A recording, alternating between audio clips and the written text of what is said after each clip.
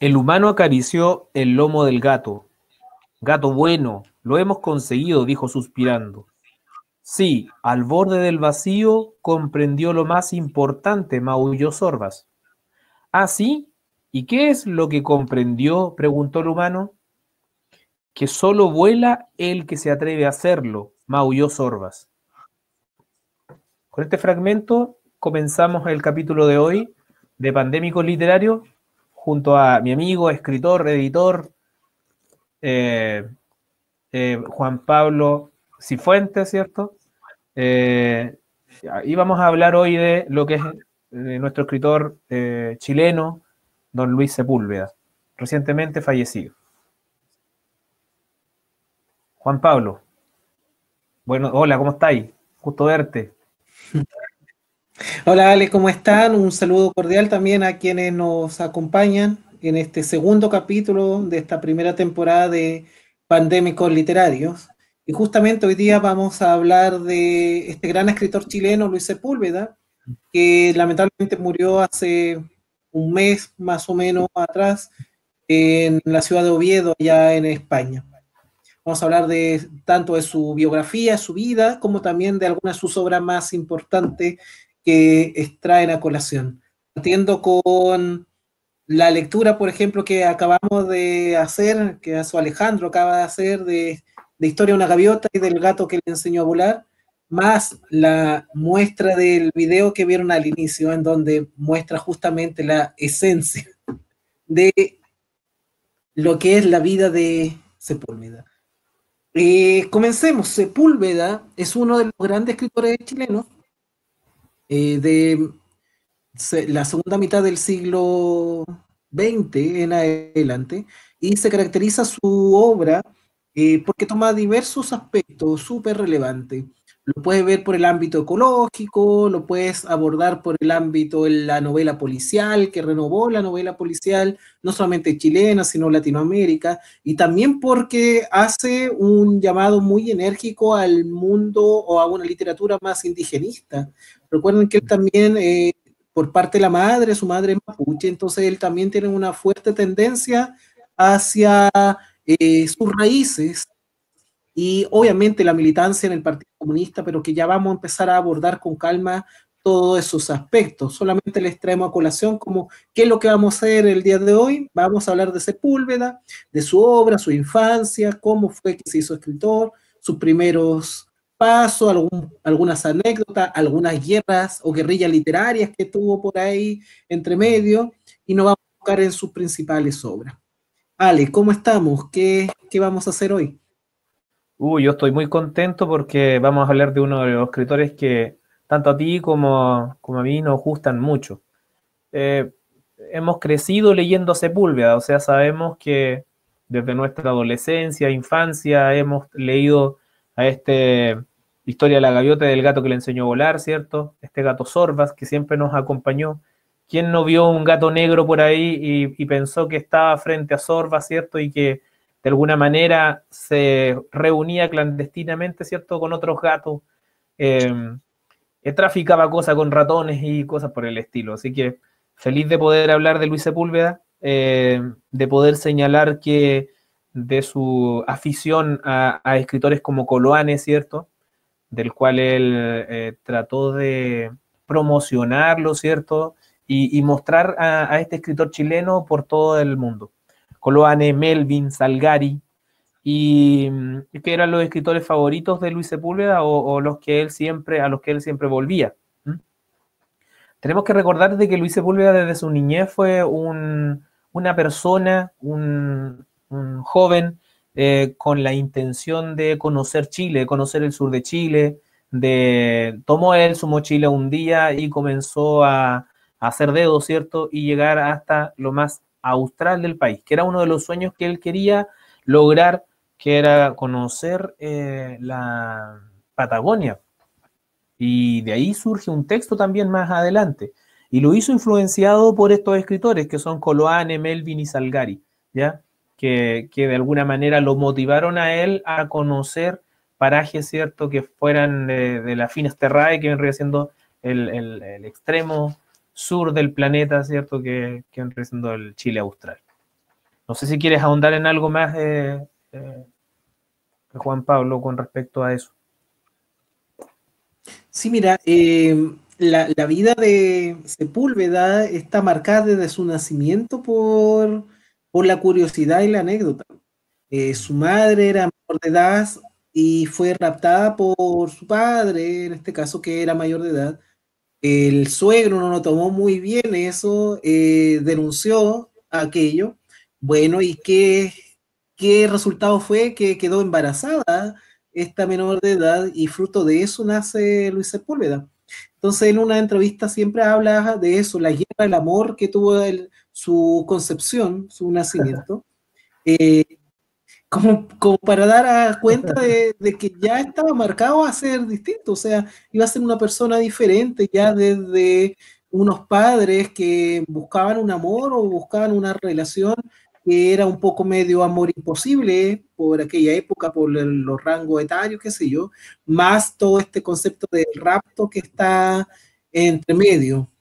De ahí viene el espíritu aventurero que tú decías de Sepúlveda, un espíritu muy inquieto que lo hace a través de las palabras, pero también lo hace a través de las acciones que él realizaba, tanto como partidario de ciertos sectores políticos, como también después en su afán por enfocarse no solamente en literatura, porque él también jugueteó bastante con el cine. Sí, bueno, tenemos que decir también de que él, desde el punto de vista político, él decía que todo ser humano e intelectual necesariamente tenía que ser de izquierda. Y lo señalaba desde la postura de decir que una persona de izquierda es una persona que era buena persona, que era buena gente, que era buen ser humano. Apuntaba en función de eso. Porque decía que una persona para ser de derecha o tenía que ser por intereses personales o simplemente por desconocimiento, por ignorancia. Entonces eso, de alguna manera, por eso él tenía una clara tendencia hacia la izquierda, que él lo decía sin tapujo. Decía que todo intelectual debía tener, ¿cierto?, este compromiso social propio de la izquierda y compromiso con lo humano. ¿Mm? Sí, sí, no es solamente en él, esos comentarios, ese énfasis hacia un sector de una mirada política bien esencial. Pero en Sepúlveda también está en colación este joven que se está formando, que aspira a ser escritor o aspira al mundo de las letras, al mundo del arte. Eh, lo vemos también, por ejemplo, deambular por las calles de Santiago, porque él estuvo en el Instituto Nacional. Y ahí fue una profe de historia la que gatilla en él que comience a dedicarse 100% al ámbito de la escritura. Y como todo escritor novel o escritor joven, como quieran decirle, su primer acercamiento es a través de la poesía. Todos cuando somos jóvenes nos creemos grandes poetas y pensamos que nuestras creaciones son los mejores.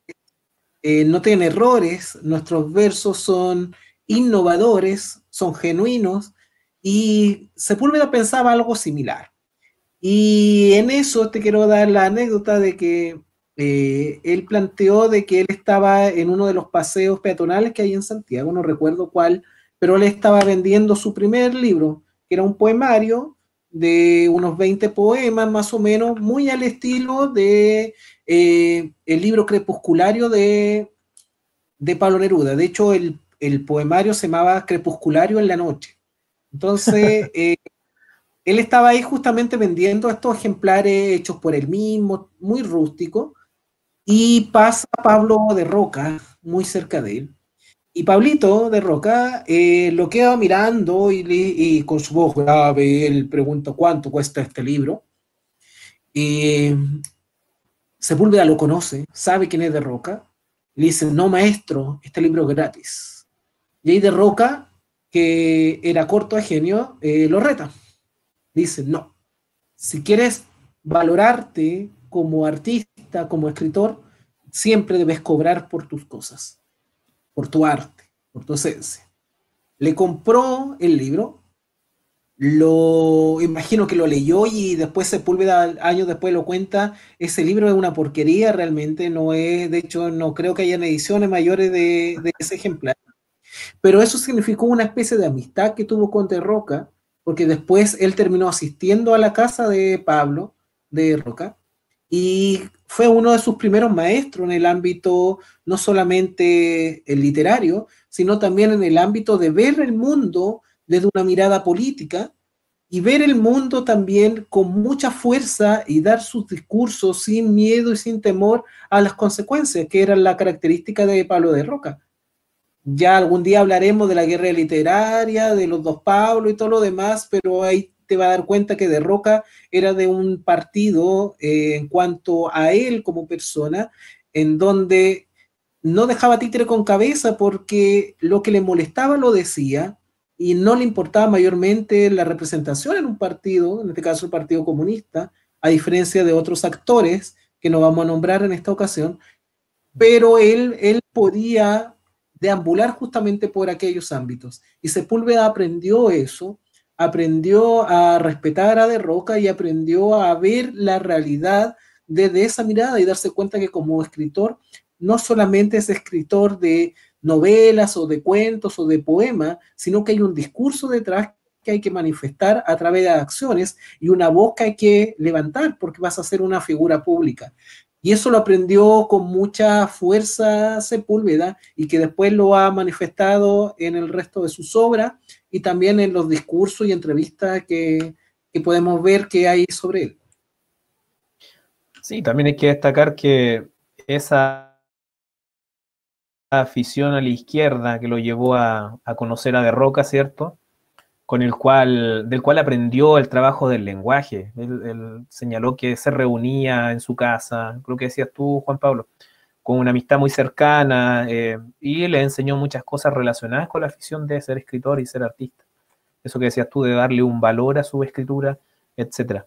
Otro de los, bueno, esa afición hacia la izquierda lo llevó después a ser exiliado del país, obviamente, ¿cierto?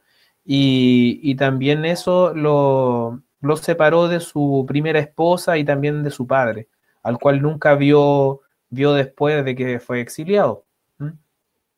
No sé si me estoy adelantando mucho, pero y dentro de los amigos escritores que él tiene aquí en Chile, uno de ellos es Poli Delano, ¿cierto? Del cual también aprende mucho en relación al trabajo del lenguaje, al trabajo de la oración y al valor de ser escritor, ¿cierto?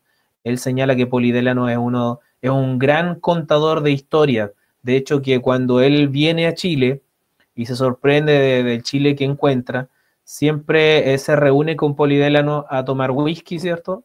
Pero lo que más le interesa a él, más que hablar de literatura y todo, es escuchar las historias, ya no escritas todavía de Poli Delano, porque es un gran contador de historia, un gran cuentista, y además que le gusta tomar whisky con él, según lo que mencionaba el propio Sepúlveda ahí, ¿sí? Son anécdotas Bueno, interesantes. Sí. Sí, o sea, tenemos a un escritor que está formándose y que a la par de que se está formando viene la concepción también de la situación social y política que está atravesando el país. La década del 70 es una situación, no solamente el país, Latinoamérica, que ya estaba atravesando. Él venía ya, él creció en una sociedad en donde la revolución cubana empezó con mucha fuerza, el tema del Che Guevara, el tema de la revolución que estaba recorriendo toda Latinoamérica, la unidad popular y todo ese ámbito. Por lo tanto, como todo escritor de izquierda en aquella época se sentía identificado y se sentía que tenía que ser parte de esa historia. Entonces, su visión fue ser militante y un activista en ese sentido, y tú como lo dices, eso lo llevó a que se alejara de su padre y también de su esposa, pero ahí fue como un amor tipo que se detuvo, un lapsus, y después se vuelven a reencontrar años después, porque la poeta, que el nombre es la Carmen Yáñez Hidalgo, que es la esposa,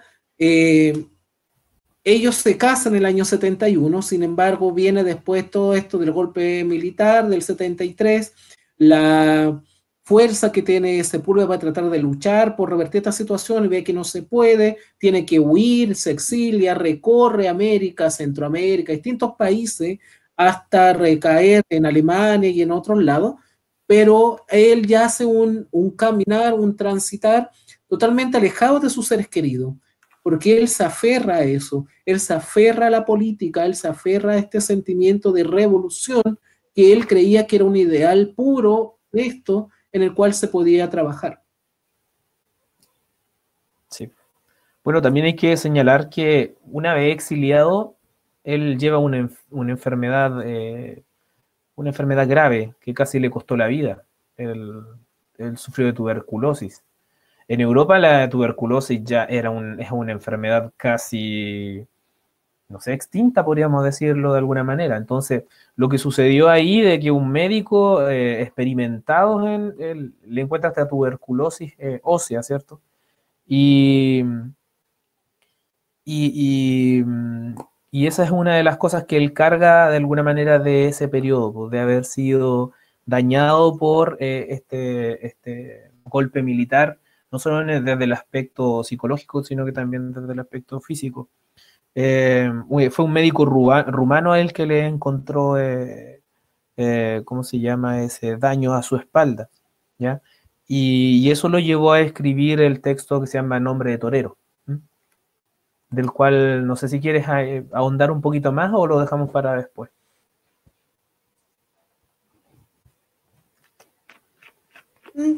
Ya nos enfocar en eso, terminemos con la vida del De Sepúlveda, don Luis porque Sepúlveda, nos están claro. quedando las cosas más sabrosas de Sepúlveda, la guerra, las polémicas, los desencuentros, los encuentros. Él mantuvo una gran influencia, que delante lo dijiste, una gran influencia por Francisco Coloane. Por Coloane, que es uno de estos escritores chilenos que es reconocido, pero no al nivel que debería serlo, y sin embargo en el extranjero su nombre es mucho más conocido. Por ejemplo, en Francia, Coloane es muy conocido, a diferencia acá en Chile. En Chile, más allá de las obras que sean de ámbito escolar, como Cabo de Horno, Los Conquistadores de la Antártida o El Último Grumete, La Baqueda, no se conoce mayormente la obra de Francisco Coloane, pero Sepúlveda sí la conocía porque Sepúlveda se siente identificado con Francisco Coloane, porque él es un escritor viajero, él lo compara al mismo nivel de Herman Melville, a quien también sentía un gran afecto por ser estos escritores que hablan de la naturaleza, tienen su discurso y a partir de esa concepción él percibía el mundo. Entonces, la anécdota que te voy a contar es cuando él le escribe a Coloane y Coloane le dice, ok, ven a verme a la casa. Y Sepúlveda no hallaba qué hacer, no hallaba qué hacer porque quería él, no quería ir a conocer a su maestro. ¿Qué hizo? Sepúlveda vivía en Alemania en aquella época, en la ciudad de Hamburgo. Fue a una de estas tiendas en Hamburgo donde hacen gorro a los marinos y pidió un gorro de capitán de barco.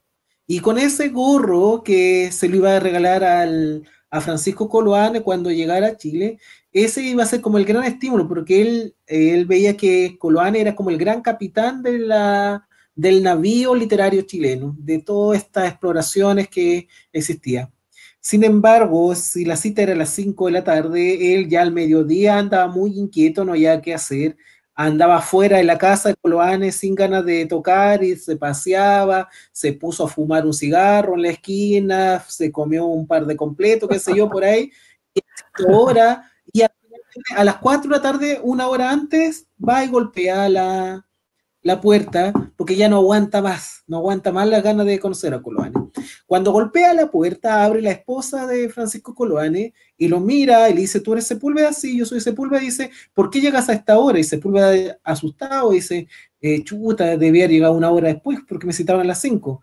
Y la esposa dice, no, hombre, acá el Francisco me tiene enferma desde la mediodía que anda esperándote.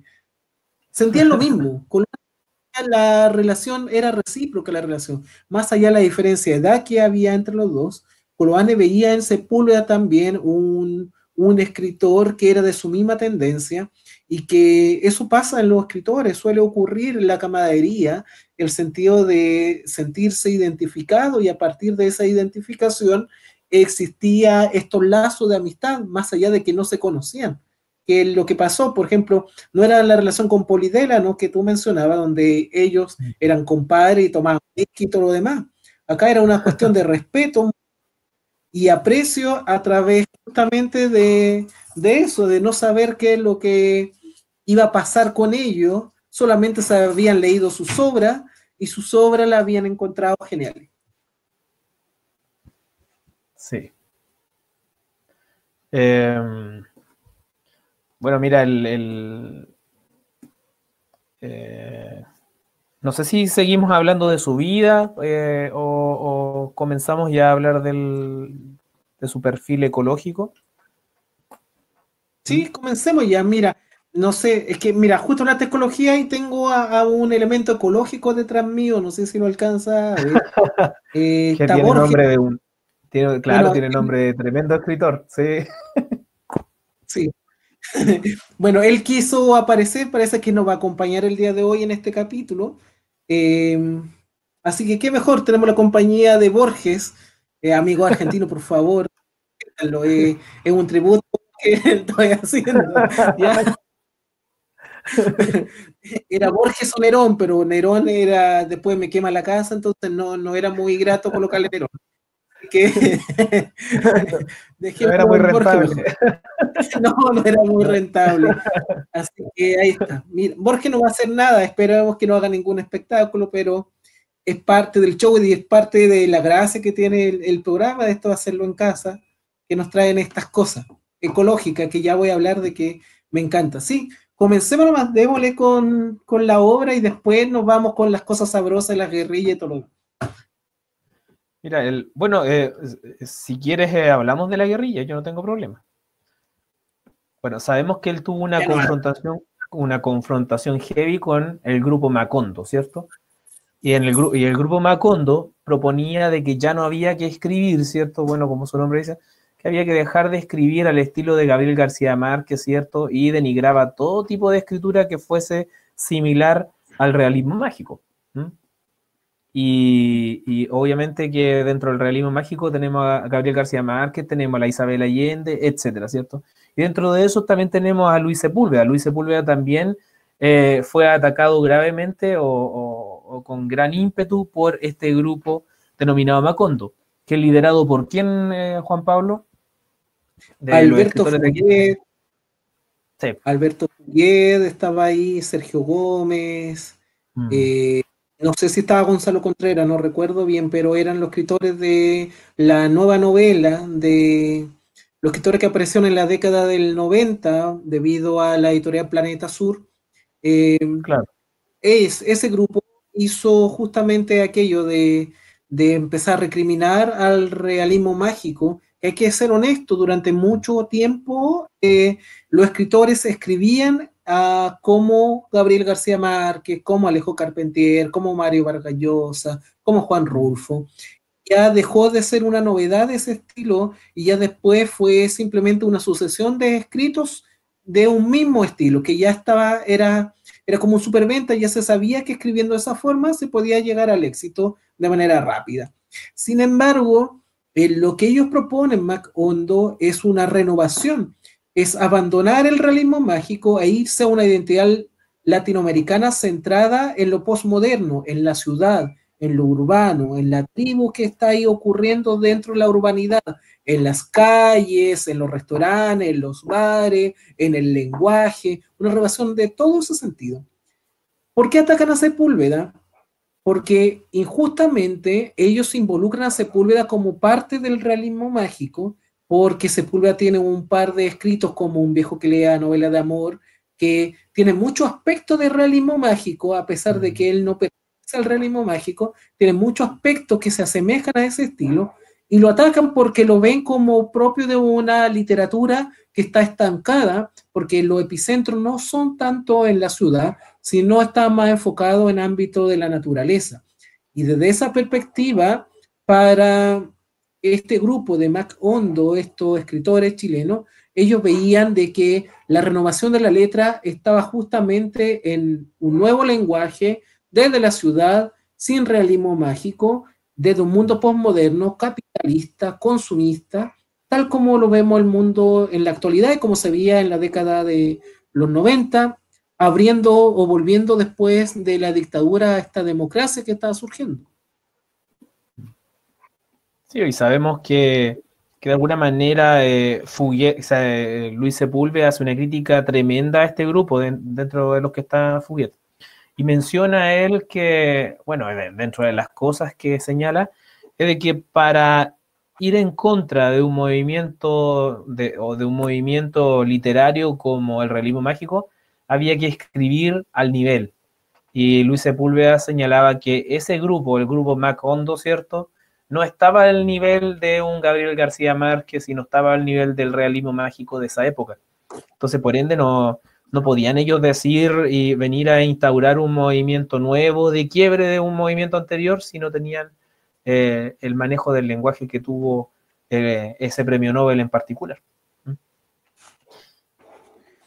Totalmente de acuerdo. Y bueno, que decía, esto es por, no sé si por ignorancia o por creer de que él pertenecía al realismo mágico, pero se encontraron con harina para su costal, porque como lo mencionamos al inicio del capítulo, Sepúlveda se había criado, no criado, pero había establecido amistades con De Roca y había aprendido de Roca lo que era una guerrilla literaria y cómo enfrentar una guerrilla literaria. Por lo tanto, no se iba a quedar callado y le responde de esa manera. Bueno, y si somos honestos, hasta el día de hoy seguimos esperando esa gran novela del grupo Macondo que todavía no ha salido.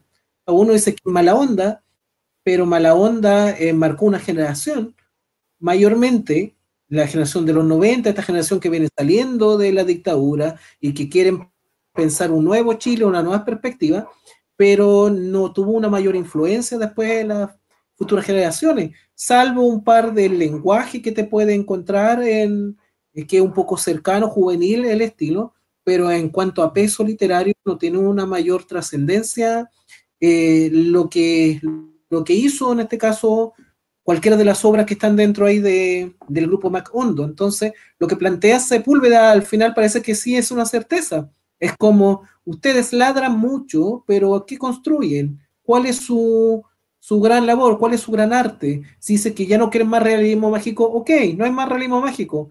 Y dicen que hay algo nuevo, perfecto, pero ¿qué es lo nuevo? ¿Dónde está? ¿Cómo se evidencia? ¿Qué es de tanta calidad que es mejor que lo que había?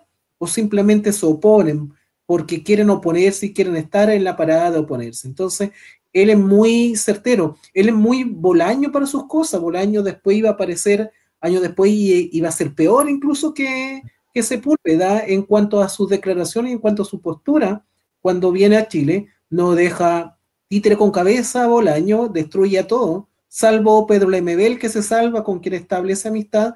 Al resto lo destruye porque ve el panorama en donde la escritura se ha localizado y se ha centrado tanto en la ciudad que abandonó el ámbito de que debe ser más amplia y debe establecer otro límite y otra forma, que es lo que Sepúlveda pudo hacer. No sé si por su origen de étnico o debido a su vida que tuvo de viajes, de conocer tantos lugares, fue que lo hizo desencadenar a que cogiera, por ejemplo, esta primera obra, que es la que vamos a empezar a analizar ahora, que es esta, que un viejo que leía novela de amor, en donde te cuento la anécdota, te cedo la palabra para que la comentes y hagas el proceso de explicar más o menos la novela. Solo te voy a contar el origen. Él fue a los editores a tratar de publicar la novela a distintas editoriales, y todos los editores le dijeron, sí, ¿se parece al realismo mágico? No, yo escribo como Luis Sepúlveda. No, pero nosotros necesitamos una obra que sea como realismo mágico, tipo García Márquez, tipo Mario Vargas Llosa, de ese estilo. No, yo escribo como Luis Sepúlveda. Hasta que finalmente encuentra una editorial que decide publicar la obra y la obra se transforma en un fenómeno de venta. Y ahí él después finalmente en sus primeras presentaciones él dice, yo no soy de realismo mágico, a pesar de que tienen tendencia en común, sobre todo después cuando empecemos a analizar la novela, pero yo escribo como Luis Sepúlveda y ahí empieza su nombre a florecer con mucha fuerza debido a esta obra que toma elementos mucho de la ecología, que es uno de los fundamentos esenciales de la narrativa de Sepúlveda. Bueno, un viejo que leía novelas de amor nos lleva a la selva, ¿cierto? Nos lleva a la selva latinoamericana, centroamericana, ¿sí? Y nos cuenta la historia de un hombre, bueno, él utiliza mucho el flashback, ¿cierto? Utiliza el tema del tiempo lineal, no está presente en esta obra. Y nos presenta un personaje, Juan Antonio Proaño, ¿cierto? Bolívar Proaño, ¿sí? Y nos presenta a este personaje que va con su esposa, ¿cierto? De manera juvenil, no empieza así la historia, ¿sí? ¿Sí? Desde niño está enamorado de una mujer, ella está estéril, no puede tener hijos y van a la selva, a un lugar donde obviamente puede procrear o sea, creen ellos que como todo es fértil en esa selva, puede ella también adquirir esa fertilidad. ¿Motivados por qué? Por chamanes, curanderas, etcétera, que le señalaron el dato de poder ir allá y llegan allá y viven una vida paupérrima donde la naturaleza prácticamente se los devora, ¿cierto? Destroza la vivienda en la que están, no pueden plantar ciertas cosas porque es muy difícil criar cosas allá porque la selva obviamente corrompe y devora todo lo que está ahí. Cuento corto, la esposa de José Antonio muere, él queda solo ahí con deseos de quitarse la vida y todo, y finalmente él va a una tribu, se incorpora a una tribu de Shuar, que eran indígenas, son indígenas de Centroamérica, y él trata de aprender, ¿cierto?, las costumbres y trata de cazar como ellos, de vivir como ellos, cosa que él no logra en su totalidad. Y algo que marca ese quiebre de no poder convertirse en un Shuar es la muerte de su amigo Nushiño, que es el que él conoce ahí también con la tribu de los Shuar a la cual se estaban intentando de incorporar. ¿Qué sucede ahí? Unos personas blancas, ¿cierto? Van y asesinan a Nushiño y él con un ataque de odio, ¿cierto? Va y cobra venganza. El hecho de haberse vengado por parte de un ser humano y no haberle dado la oportunidad de luchar a esta persona, los Shuar lo ven como una falta de respeto a las costumbres y a la cultura en la cual ellos estaban insertos, porque debía haberle dado la oportunidad de haber luchado de igual a igual. Y creo que él utiliza un arma de fuego, ¿cierto?, para asesinar a este hombre que mata a Nuchiño. Entonces, por ende, como lo hizo corrompiendo las normas y las reglas que los Shuar le habían entregado, que lo que hacen ellos, lo expulsan de alguna manera de la tribu. ¿Qué sucede después? Obviamente él vuelve se forja ahí un pueblo, y en ese pueblo él vive, y la historia comienza, ¿cierto? Y relata ya que está un viejo ahí hablando con un dentista, y el dentista le consigue novelas de amor a él, porque José Antonio sabe leer, puede leer novelas, ¿cierto? Pero no puede escribir. Obviamente el leer estas novelas le recuerda a su esposa, y por ende él disfruta ya de la lectura de estas novelas. ¿Cómo consigue este dentista las novelas? Con una prostituta, ¿cierto?, que él visita, y esta prostituta tiene la cualidad ya de ser prostituta, una prostituta muy bella y hermosa, pero a su vez también ella en los tiempos libres lee novelas de amor, ¿cierto? Y es la que de alguna manera le selecciona los textos al dentista para que el dentista se los entregue a José Antonio. No sé si quieres relatar tú igual, si Juan Pablo Cifuentes, ¿quieres seguir con el relato? ¿Mm? Para que yo no hable todo el rato. Yo me estaba transportando al lugar donde estaba llegando a la selva. Estaba en la selva vestido como un chuar así. Bueno, el cuento corto, que finalmente tiene que haber este encuentro entre el humano con este animal, con esta bestia. No puede esto seguir adelante, se tienen que enfrentar más allá que el humano no sienta aversión hacia la bestia, él lo respeta todo este ámbito. Sin embargo, llega el momento en que viene este encuentro y tras las consecuencias fatales para esta bestia, el humano llora. Y aquí vemos esta relación No, tan... pero Juan Pablo, cuenta primero yo no relaté el hecho de que a José Antonio lo contrató el alcalde del lugar, que es el Babosa, ¿cierto? Y obviamente ahí sucede de que no he contado cómo, a qué va todavía, no he llegado ahí, para que lo relates tú. Bueno, ok, vamos a recapitular entonces.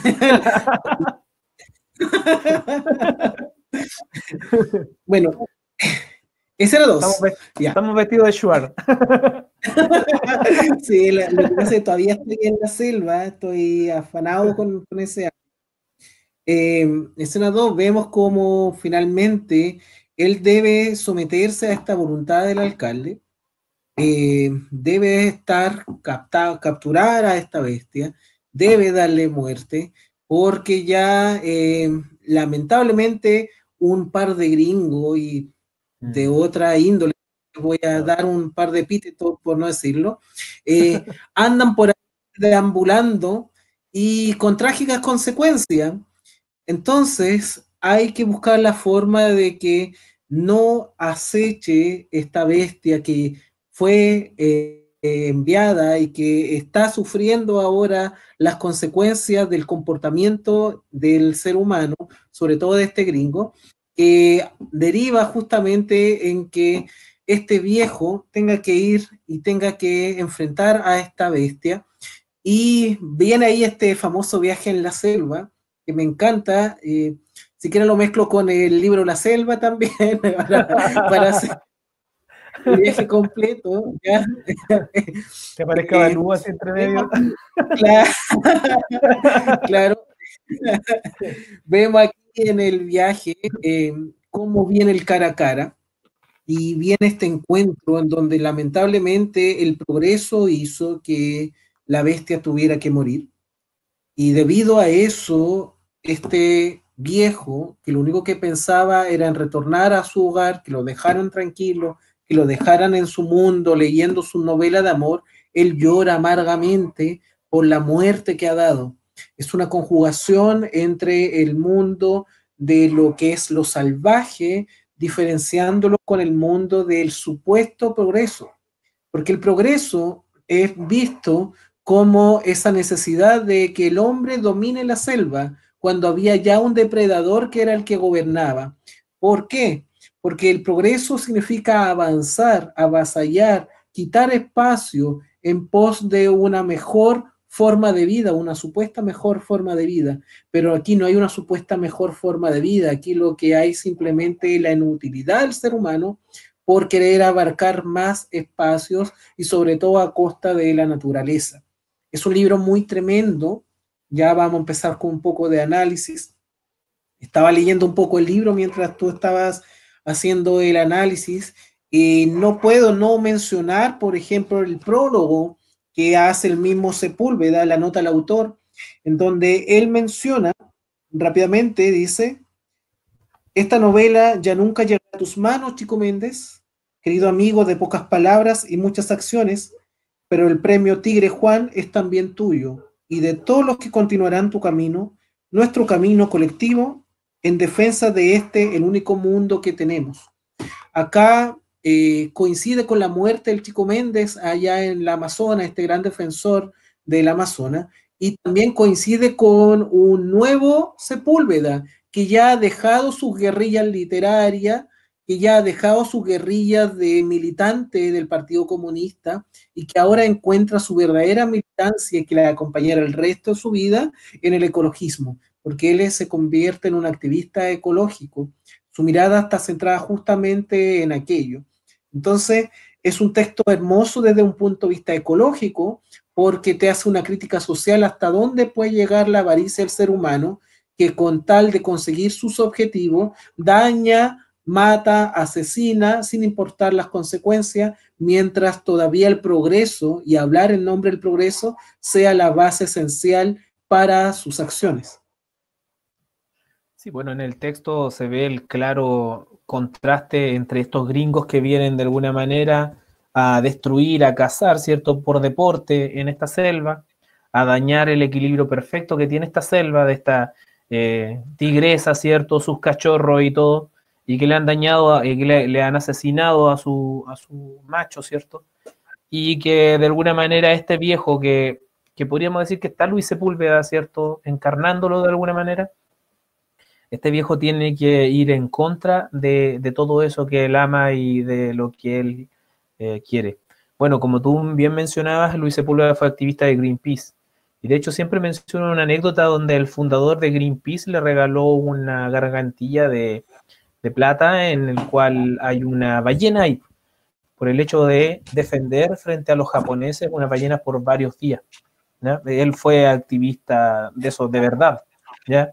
Y creo que también le hace un poco honor, a su segundo apellido mapuche. Él es un activista, podríamos decir que es un guerrero, ya que lucha a favor de la ecología y del medio ambiente.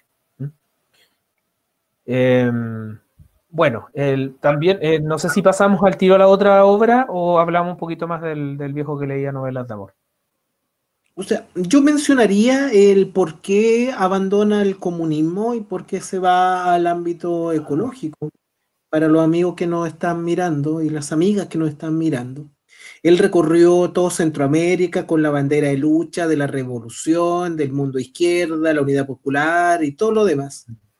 En El Salvador, en Nicaragua, anduvo por Rumania, anduvo por Alemania, hasta recaer y quedarse en Gijón, en España, donde finalmente hizo todo el resto de su vida.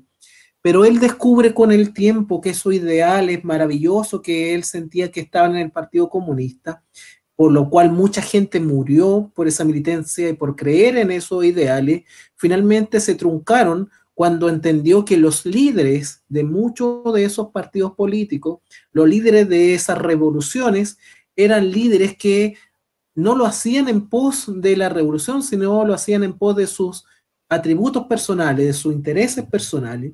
Y desde esa perspectiva, él siente un gran vacío.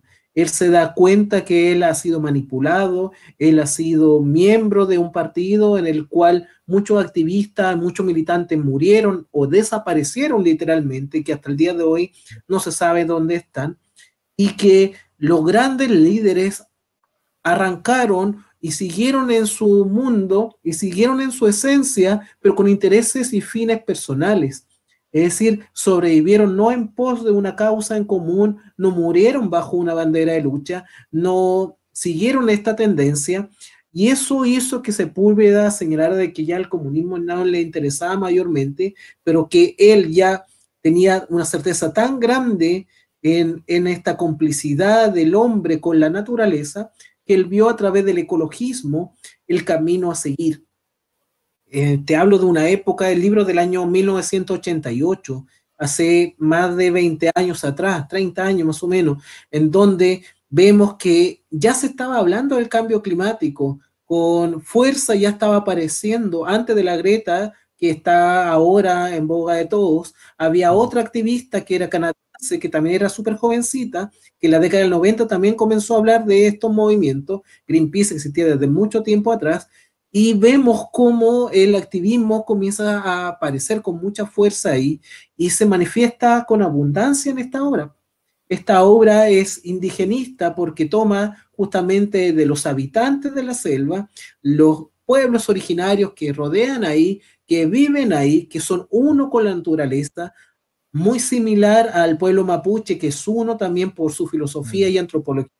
es uno con la naturaleza también, pero que también, al igual que los pueblos que están mostrándose ahí en un viejo que leía novela de amor, su pueblo, que era el pueblo mapuche, también estaba viviendo bajo el acecho del progreso. Las tierras que se le quitaban, bombardeado o militarizado en varios sectores, y que hasta el día de hoy sigue vigente esa realidad. Entonces, el desencanto originó un reencanto en una nueva tendencia que no abandonó porque sintió que el ecologismo era el camino a seguir más que un partido en específico, porque él entendió que los partidos, así como las religiones, están hechas por humanos, y como humanos se equivocan y cometen errores y los intereses son personales. En cambio, elegir un activismo, en este caso, más allá de su militancia en el Greenpeace, él era suficientemente capaz de poder establecer a través de su novela la tendencia ecológica, porque veía que la naturaleza no iba a traicionar al hombre, así como los hombres, los militantes, le habían traicionado no solamente a él, sino a muchos otros que murieron o desaparecieron. Sí, pues dentro de los que murieron y desaparecieron, tú mismo mencionaste a Chico Méndez, ¿cierto? Que aparece hasta en una canción de Maná, ¿cierto? De Cuando los ángeles lloran. Hay un disco completo de Maná Sí, que habla sobre Chico Méndez, y Color de Melo hace unas denuncias bien, bien potentes de esa época. Que quería destacar también y quería mencionar, Juan Pablo, que en esa época, cuando Luis Sepúlveda escribe Un viejo que leía novelas de amor, coincide también con el hecho de, de que Luis Sepúlveda vivió con los Schuart. Él en una entrevista lo menciona que él estuvo 6 meses viviendo ya con los Schuart. Yo creo que de alguna manera ese espíritu de viajero, ¿cierto? Y su raíz indígena mapuche ya lo atrajo a participar y a ser parte de este grupo, los Schuart. Entonces, de alguna manera, este viejo que leía novelas de amor, podríamos decir que hay una porción o una parte de lo que él es, ¿ya? Porque está el espíritu de este odio a lo americano, ¿cierto? Por otra parte está el amor por lo indígena y lo ecológico, este equilibrio, ¿cierto? Ecológico que nos presenta en función de este viejo que puede vivir en la selva, puede vivir como un shuar, no es un shuar, ¿ya? Pero entiende la naturaleza de la selva centroamericana. ¿Mm? Hablemos de Historia de una gaviota y del gato que le enseñó a volar. ya, démoslo. La historia, en Historia de una gaviota, es una novela infantil, juvenil, que en un comienzo Sepúlveda se basa en su propio gato. ¿Ya? El gato es el protagonista de la historia. Es una fábula, es un anecdotario en donde vemos la relación de el vuelo. Nuevamente hay una cercanía con el ámbito de la naturaleza. Es una novela en donde no hay seres humanos, en donde la esencia está en los animales. No como en Rebelión en la Granja de George Orwell, donde los animales son revolucionarios y los cerdos al final terminan convirtiéndose poco menos que en ser humano y vuelve nuevamente todo a ser igual. Acá no, acá vemos la esencia de la naturaleza en este gato que tiene que asumir esta gran responsabilidad de enseñarle a volar a esta gaviota extraviada, tipo Juan Salvador Gaviota de Bach, en donde vemos que la relación es totalmente simétrica entre ellos, a pesar de ser ámbitos y de especies distintas.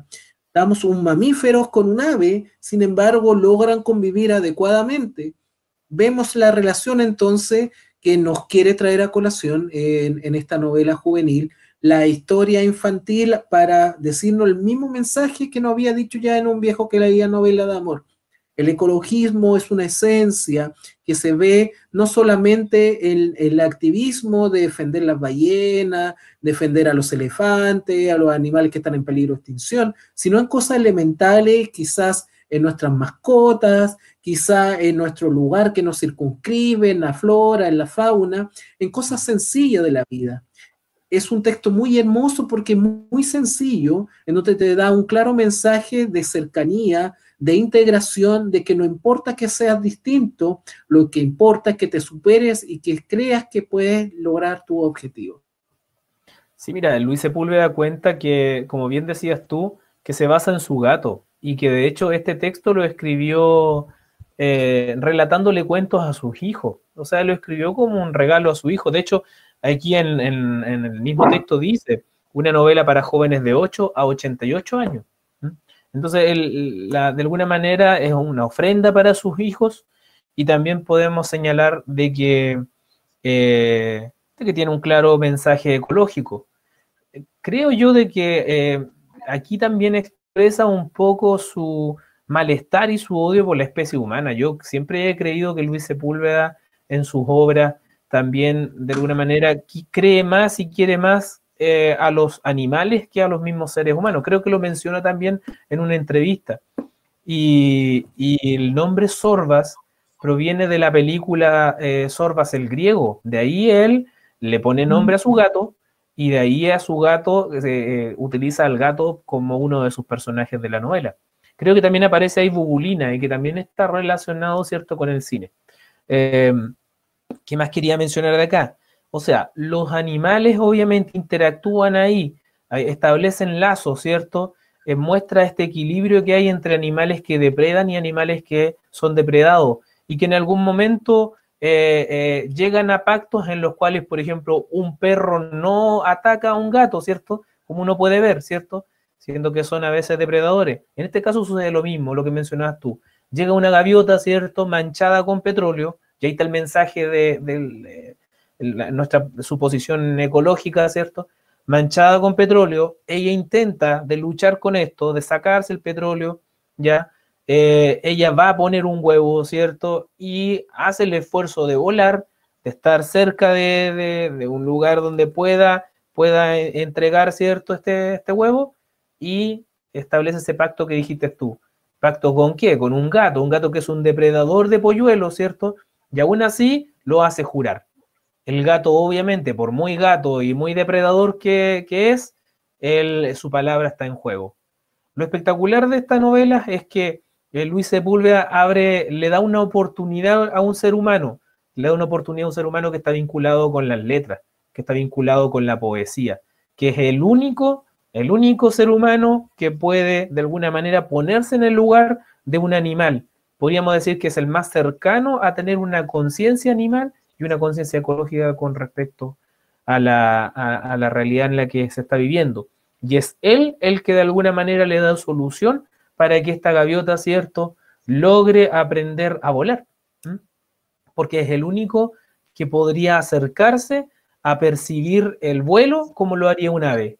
Porque se supone que el poeta tiene esa cualidad, ¿ya? De alguna manera ponerse en el lugar del otro, ¿ya? Y de alguna manera también adquirir y poder percibir esas sensibilidades que habitan los animales, y en este caso sería el hecho del vuelo. El vuelo con la palabra, el vuelo del ave, el vuelo de la gaviota. ¿Mm?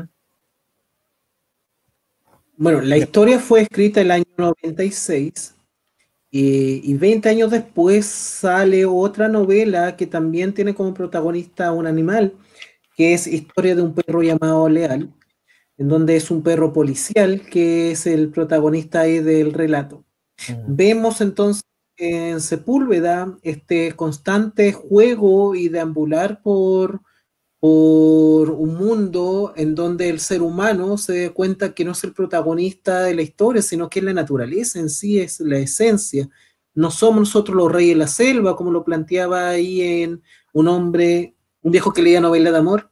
Tampoco lo es acá al tener solamente al poeta dentro de esta historia que está recién contando. Es la esencia de la naturaleza la que transpira en todas esas páginas, la esencia de la selva, la esencia de estas especies que a pesar de ser distintas, a pesar de ser una un depredador de la otra, logran convivir y logran establecer una zona de contacto y una zona bajo la cual ambos puedan gobernar y ambos puedan subsistir. Eso también se da, por ejemplo, en otro relato, y ahí podemos hacer el guiño, eh, voy a mencionarlo, pero puedes volver si quieres con Historia de una gaviota, que así como está la selva, también está el tema de estos animales protagonistas, tanto en Historia de una gaviota y, y también en la historia de un perro llamado Leal. Está también otro texto en donde nos hablan de la Patagonia, en donde deambulamos ya al fin del mundo, al extremo sur de Chile y de Argentina, y en donde la esencia es la misma que deambula en la selva, en el trópico. Acá es en el frío, es en la zona antártica, en donde vemos las temperaturas bajas, donde los hombres son bravos, donde no existen los nacionalismos que condicionan el comportamiento de las personas, donde ahí no importa si eres chileno o eres argentino, eres patagón y como tal eres un sobreviviente.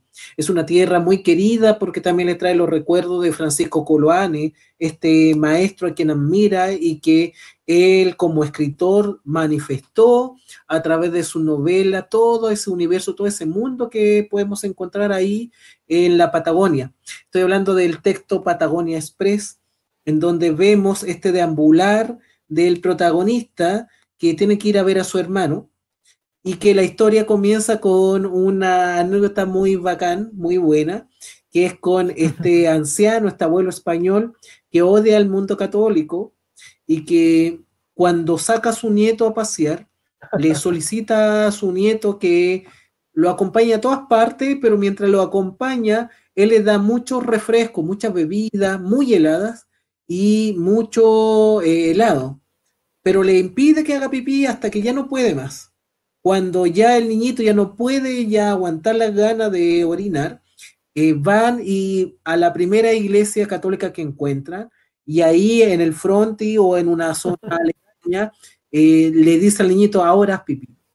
Demostrando ese sentido de alejamiento totalmente con el mundo católico, con las religiones en general, y acercándolo más a una mirada en donde los dogmas que analizábamos la semana pasada son un poco complicados de deambular y que Sepúlveda no se engatusó con eso después de haber caído durante tanto tiempo en los dogmas, qué sé yo, del comunismo que estuvo muy involucrado en ese ámbito.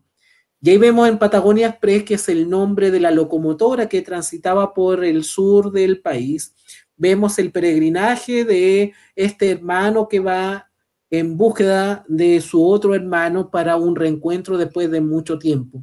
El paisaje es totalmente inhóspito, el paisaje es el frío insular, el frío abrasador, pero el frío que también es parte esencial de la naturaleza. Nos vamos desde el cálido trópico hasta el frío, pero sigue la misma tendencia, la misma filosofía de Luis Sepúlveda, esta filosofía en donde es la naturaleza lo que predomina y después vienen los seres humanos a gobernar. Sí, sí, nos damos cuenta ya, las tres novelas de las que hemos hablado, nos damos cuenta que los personajes no son grandes triunfadores, no son personajes que salgan victoriosos frente a la naturaleza y frente a la realidad en la cual están insertos, pero sí nos vienen a entregar un mensaje valioso, sí nos vienen a decir algo con respecto a lo que el ser humano es, lo que el ser humano debe ser y lo que tiene que hacer con su entorno. De alguna manera nos hace reflexionar a este ser humano actual, ¿cierto? Que tiene que tener conciencia social, que tiene que tener conciencia ecológica. ¿Mm? Lo vemos en este José Antonio, ¿cierto? Del viejo que leía novelas de amor, lo vemos en este Historia de la gaviota y del gato que le enseñó a volar, y el texto que mencionas tú, que está en la Patagonia chilena, ¿cierto? Donde todo es extremo, donde lo importante, como decías tú, es sobrevivir más allá del color político, más allá no sé, de la patria y todo. De hecho, yo quería ahondar en una cosa. De hecho, en una entrevista, Luis Sepúlveda señala que él no está de acuerdo con el concepto de patria. No sé si tú también lo has escuchado, Juan Pablo, sino que a él simpatiza más con el concepto de lar. Porque cuando tú hablas de patria, sucede lo mismo que estabas mencionando tú con respecto a ese texto en particular. Cuando tú hablas de patria, divides a las personas, De alguna manera dices, tú eres chileno, tú eres peruano, tú eres argentino, tú eres español, ¿cierto? Y de alguna manera eso delimita a la persona en particular. En cambio, cuando hablas del AR, tú hablas de un lugar donde todos son bienvenidos, donde no existe una diferencia, donde, por ejemplo, podemos ser de distintas clases sociales, de distintos países, pero podemos convivir, ¿ya? Y podemos interactuar lo más bien. Lo que mencionabas tú con respecto a estos personajes en la Patagonia. ¿Mm?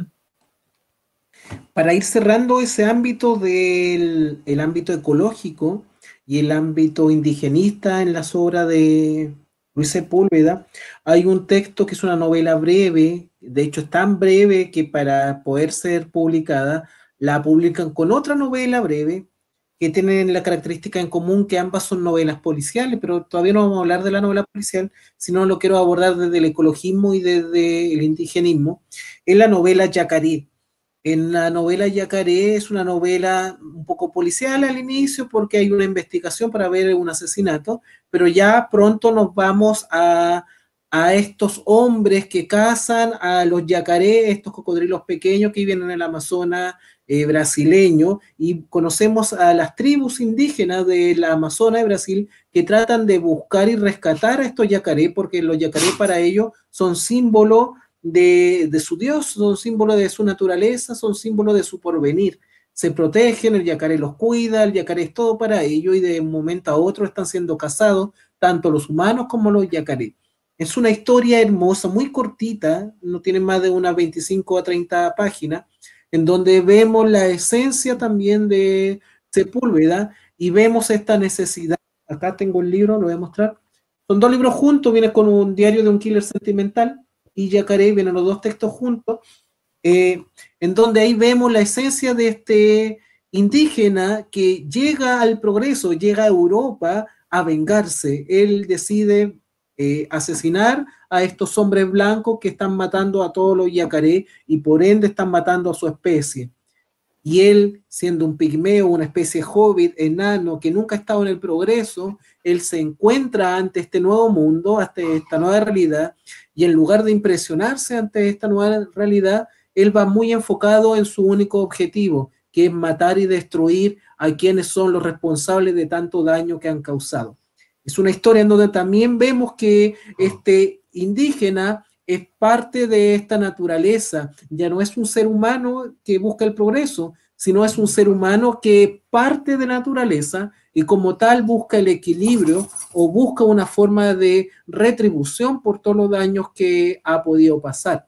Entonces vemos que la esencia de Sepúlveda sigue vigente a través de varios textos, de un par de ensayos también donde vemos esa postura ecológica muy fuerte en su obra, y es que es difícil encontrar en escritores latinoamericanos que se enfoquen en el ámbito de una escritura ecológica comprometida, no tomar la naturaleza simplemente como un medio para escribir, sino tomar la naturaleza como una filosofía. Esa es la gran diferencia de Sepúlveda con otros escritores que quizás pueden abordar la selva, pueden abordar la Patagonia, pueden abordar el campo, pueden abordar el mar, pero sin la importancia y sin el discurso detrás de un compromiso hacia esos lugares. Sí, oye, esa es cuando cada vez que yo recuerdo o leo esa novela Yacaré, me hace recordar a Horacio Quiroga. Y ahora que tú mencionas esta guerra del pigmeo, ¿cierto? De este indígena que es muy pequeño y muy débil aparentemente, me hace recordar esa guerra de los yacarés de Horacio Quiroga. O sea, igual aquí vinculamos a los yacarés con el aspecto bélico. O sea, de alguna manera los escritores, ahí se nota que hay una intertextualidad de Sepúlveda con Horacio Quiroga, ¿m? Al cual obviamente los chilenos hemos leído mucho. O sea, es una lectura obligatoria aquí en Chile, por lo menos. Y lo más seguro es que Sepúlveda tiene que haberlo leído más de alguna vez y tiene que haber admirado su escritura. Sí, bueno, en Chile todavía se sigue leyendo mucho acá el cuento de locura, amor y muerte, Mm. pero no sé si tanto los cuentos de la selva se siguen leyendo. pero el otro texto todavía sigue muy vigente por las temáticas que trae, por el estilo que tiene Quiroga. Bueno, y es uno de los grandes escritores uruguayos de todos los tiempos, junto con Benedetti y Onetti, de quien estuvimos hablando la semana pasada. Sí, oye, mira, no es por ser autorreferente, pero a mí me tocó tomarlo como control de lectura. Me correspondió en sexto básico el año pasado. Así que todavía está vigente los cuentos de la selva de Horacio Quiroga. De hecho, a los preadolescentes les encanta como texto. ¿Ya? Sobre todo, por ejemplo, el cuento de la tortuga gigante, ¿sí? A ellos les fascina. Esto de que salva al hombre que estaba enfermo y que lo lleva a la ciudad y ya poco más que casi perece por colaborarle con esa ayuda. Bueno, pero estamos hablando de Yacaré, ¿cierto? Y la novela que tú mencionaste, que vincula más, está relacionado con la novela policial en Luis Sepúlveda. Claro, en Yacaré es como una transición es una gran mezcla entre los tres grandes temas que tiene Sepúlveda: el mundo ecológico, el mundo indígena y la novela policial. Porque los tres ámbitos están: al inicio en novela policial, después se va al ámbito ecológico y termina con el indigenismo, en donde nos muestra a estos pigmeos que finalmente termina muriendo este enano, pero ha cumplido su objetivo de perpetuar la especie, los pocos sobrevivientes que quedan todavía en el Amazonas y los pocos yacarés que quedan, porque ya los grandes líderes del progreso ya no están. Entonces, supuestamente es un gran mensaje para que no vuelvan a meterse otra vez en la selva. Pero es una novela que parte justamente desde lo policial, desde el misterio, desde el suspenso, de comprender qué es lo que está pasando. Y Sepúlveda, desde esa perspectiva, es uno de los renovadores de la novela policial chilena.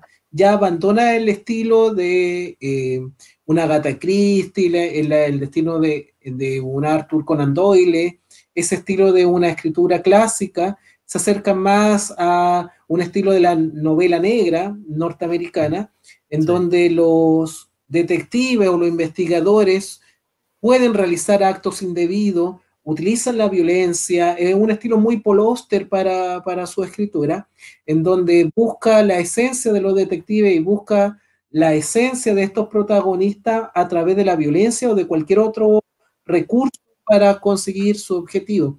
Entonces, la gracia de Yacaré es esa, porque el otro libro que compone este ejemplar, que es súper cortito, es un libro muy breve, muy cortito, si se dan cuenta, muy pequeño, es Diario de un Killer Sentimental. Es una novela totalmente policial, una novela breve policial, y ahí nos damos cuenta de un killer, es decir, un sicario que gana todas las batallas que tiene, pero que se enamora, y que el amor es su gran barrera, su gran traición, porque él tiene que en un momento escoger si sigue matando o le da rienda suelta a este amor que está sintiendo.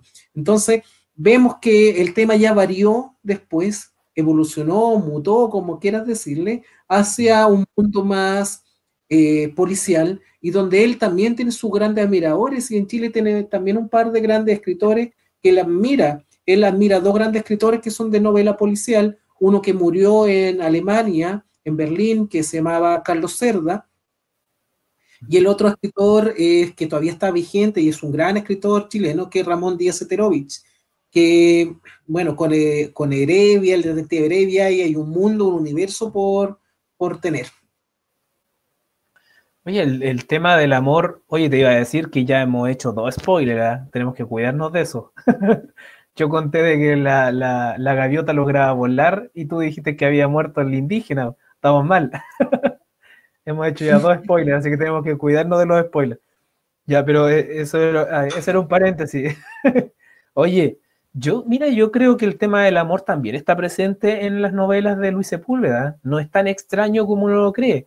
O sea, no es la columna vertebral ni la temática que hace moverse todo el texto, pero tenemos, por ejemplo, un viejo que leía novelas de amor. Lo que vincula ahí al escritor, el mismo título lo menciona, es el hecho de estar enamorado de alguna manera o vivir enamorado de su ex esposa, de su esposa que murió, porque él es un viudo, ¿cierto? Y que ella de alguna manera representa la naturaleza, ¿cierto? Lo femenino, la naturaleza, etcétera. Y por otra parte tenemos el amor de madre de esta gaviota, ¿cierto? Que entrega y que se sacrifica por entregar este huevo, ¿cierto? A un gato, y que lo hace prometer que le va a enseñar a volar, porque enseñarle a volar significa subsistir para una gaviota. Y por otra parte tú mencionas ahí el tema del amor, que lo encontramos en esa novela policial y novela negra que Luis Sepúlveda, se nos presenta un nuevo Luis Sepúlveda, un escritor distinto, con una temática distinta, ¿sí? Bueno, ahí ocurre la lógica que hay en literatura de los leitmotiv o temas recurrentes, y que hay dos grandes temas, uno el amor y el otro la muerte, que en la gran mayoría de las obras están, tanto en poesía, en teatro, en ensayo, narrativa también. Entonces son como temáticas transversales que los distintos autores, que lo quieran o no lo quieran, van a estar involucrados con esos dos ámbitos, que también son parte de nuestra realidad. Nosotros, como seres humanos, transitamos también por esos dos destinos grandes, que no podría decir cuál de los dos es superior, si el amor o la muerte, porque son dos grandes destinos, son dos grandes virtudes o defectos, como quiera plantear lo que nos está mirando en este momento. Si alguien está viendo el desamor, lo va a ver como un defecto esto. O si alguien está enamorado de la vida, lo va a ver como una gran virtud. Claro. Que es la esencia de la literatura en sí, es la esencia de nosotros, de nuestra condición humana, esa situación. Antes de seguir, ¿sí? De hecho los griegos lo mencionan cuando hablan del Eros y el Tánatos, ¿sí? Y que lo retoma un escritor que nosotros conocimos bien, que era Gonzalo Rojas. Gonzalo Rojas también nos habla de que él estaba entre la línea entre el Eros y el Tánatos. Su escritura circulaba entre el Eros y el Tánatos, que obviamente él lo toma desde la época de los griegos hasta la actualidad. Y Luis Sepúlveda, como tú bien mencionas, está en esa línea, en la línea de lo que es la vida y la muerte, ¿cierto? ¿Sí? Viendo sí. el Eros no como lo erótico, sino que viéndolo como el tema vital, ¿cierto? Como la vida, como, ¿sí? Y el Tánatos sería la muerte. Sí, sí, o sea, tiene mucho de eso, en lo que plantea justamente Sepúlveda al menos, porque ya Gonzalito Rojas es totalmente erótico ahí el héroe que plantea Gonzalo. Entonces no vamos a hablar de erotismo el día de hoy, porque no es lo que nos llama a colación en Sepúlveda. Sí nos llama a colación es lo que estamos haciendo acá en Pandémico Literario. Agradecemos que nos están acompañando. Este es el segundo capítulo que estamos realizando de esta primera temporada. La semana pasada estuvimos con Albert Camus. Ahora estamos con este gran escritor chileno, Luis Sepúlveda. Vamos a ir transitando por diversos escritores.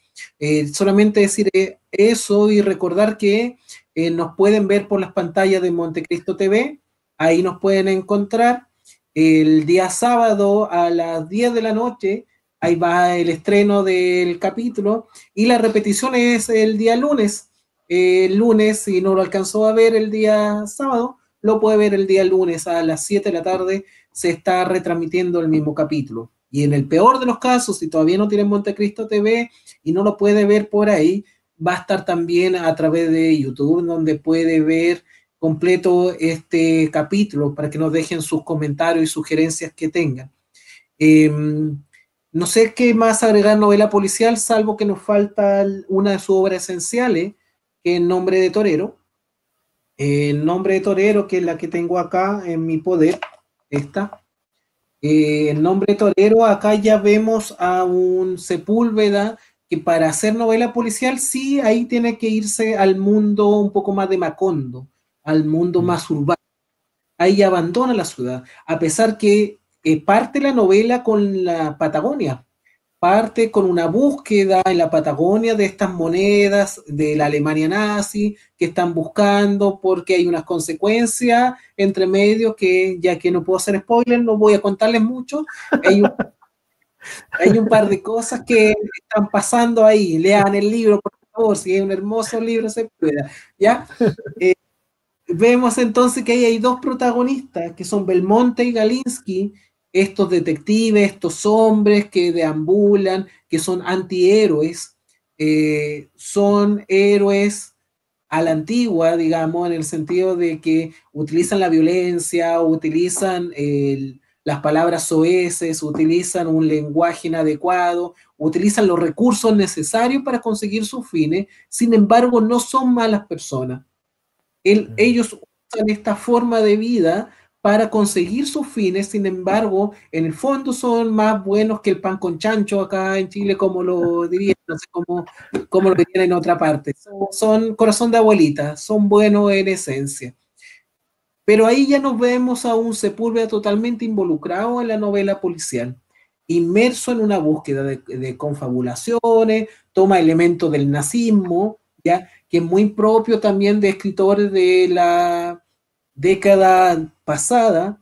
Por ejemplo, tenemos a Carlos Basso, que toma elementos del nazismo, tenemos al mismo Roberto Bolaño, que toma elementos del nazismo, a hacer la literatura nazi en América, y que de ahí deriva Estrella Distante, esa genial obra de Bolaño.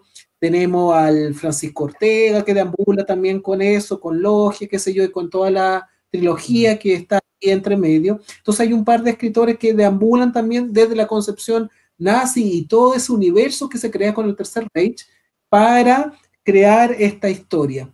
Es una novela policial, no hay indigenismo propiamente tal, no hay mayores elementos en donde el ecologismo también esté con mucha fuerza. Lo que está con fuerza ahí es la búsqueda de estos protagonistas. Primero una búsqueda personal de ver quiénes son ellos, identificarse con ellos, porque a ellos son más personajes de Albert Camus, diría yo, tomando un guiño del anterior, más le importa bien poco sus propias vidas, le importa más ayudar a otro en el sentido de ayudar a otro a través de la violencia, a través de la destrucción, pero te está ayudando.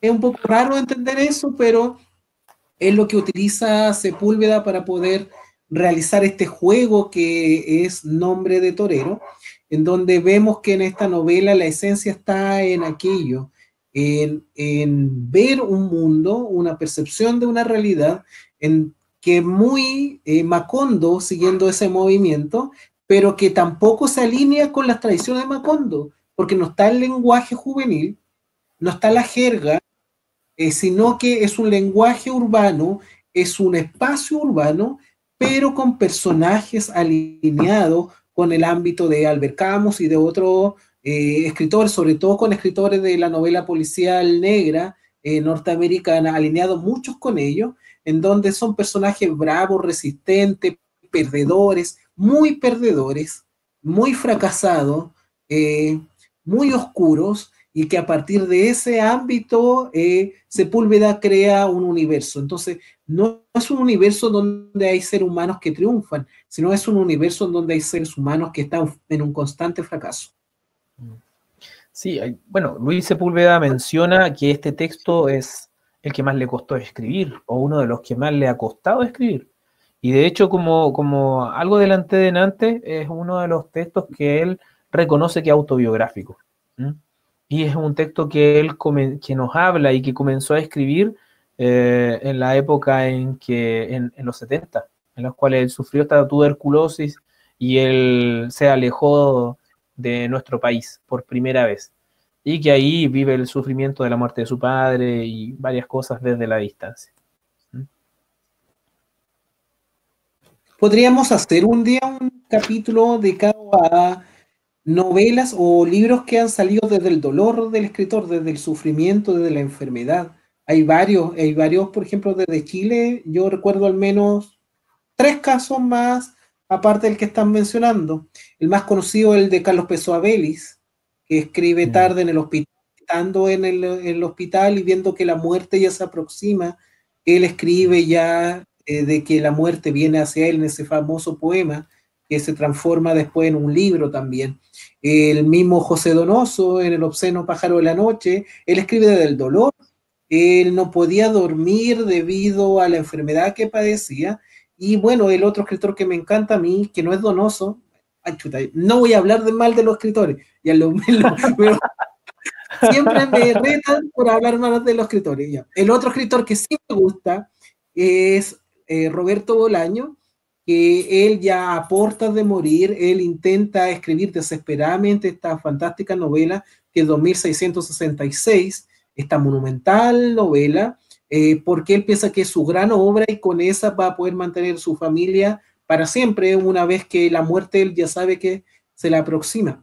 Es un bonito gesto y un buen gesto porque seguramente tú deberías conocer más y eso en Chile, imagínate en otras partes, en otros lugares, escritores que escriben desde el dolor vivido, no solamente de la pena, de la ausencia, sino desde la enfermedad, hacen obras que son magníficas y que después cuando tú lo lees, te das cuenta que son obras monumentales. Me acabo de acordar una y te doy la palabra, que es Enrique Lin. Cuando sabe que está a punto de morir, escribe Diario de Muerte, un poemario extraordinario, un poemario en donde vemos la esencia de la muerte. Tú lees los poemas y es enfrentarse, mirar directamente a la muerte en lo que lees ahí Enrique Lin. Sí, mira, igual te iba a mencionar a Enrique Lin, que es uno de los textos como más famosos aquí en Chile, por lo menos, relacionados con el tema de la muerte. Yo creo que de alguna manera los escritores cumplen este rol o realizan esta acción de escribir como buscando de alguna manera como terapéutica. De hecho, se habla mucho de la escritura como terapia o terapéutica. Y que de alguna manera le da este espacio, este pequeño espacio como de sanidad, ¿cierto? Frente a las dolencias que ellos están sufriendo. Es como de alguna manera su armadura con la cual ellos enfrentan y luchan en relación a la muerte. Bueno, sabemos que existen hartos textos que están vinculados con esto de enfrentar a la muerte y tratar de luchar, ¿ya? Pero de hecho, filósofos como Deleuze y Guattari nos hablan de que existe la escritura como una especie de terapéutica, escritura como terapéutica. Sí, y estoy totalmente de acuerdo contigo que podríamos hacer un capítulo en el cual hablemos de textos que se vinculen con esta resistencia frente a la muerte o esta vinculación con el dolor o lo que sea, o algo así que encuentro que es muy entretenido y que podríamos también vincularlo más con la poesía que con la narrativa. O podríamos abarcar las dos, sí. O lo otro también, podríamos abarcar también algunas obras de teatro relacionadas también con eso. Sabemos que de alguna manera, por ejemplo, Hamlet, ¿cierto? Cuando llega a su castillo, obviamente su padre desde el otro mundo, del otro lado, le enuncia de que él fue asesinado. Entonces también tenemos ahí que la escritura también se vincula un poco con la muerte y con ese lado donde están los muertos y que los muertos pueden hablarte, ¿cierto? Y pueden de alguna manera entregarte un mensaje más allá de las dimensiones a las cuales estamos acostumbrados. Sí, me parece bien. Y volviendo a lo de Luis Sepúlveda, Luis Sepúlveda en una entrevista nos habla de que él inventó una palabra, que no nos puede quedar en el tintero esto, de que dentro de las cosas él menciona de que le gusta la palabra sausade porque significa nostalgia en estado puro, una nostalgia como sin dolor, sin tristeza. Y por otra parte él dice que inventó una palabra que es amor con H, ¿ya? Y que de alguna manera están relacionados con recordar aspectos del pasado, ¿ya? Pero recordarlo sin dolor, sin ese recuerdo que te desgarra, sino que él lo ve como un recuerdo de amor, pero con felicidad. Y él habla de que esa palabra, la invención de esa palabra, le entregó las claves de una novela que se llama La sombra de lo que sana. Y bueno, no vamos a hablar de ella porque dijimos que íbamos a hablar de dos novelas y ya hemos hablado de amplia gama de novelas de Luis Sepúlveda y cómo se llama, y eso, quería entregar ese dato freak relacionado con la palabra amor con H inventada por nuestro célebre escritor novelista, ¿cierto? Ecológico, etcétera. Bueno, Sepúlveda es por esencia un escritor chileno que es sumamente reconocido en el extranjero.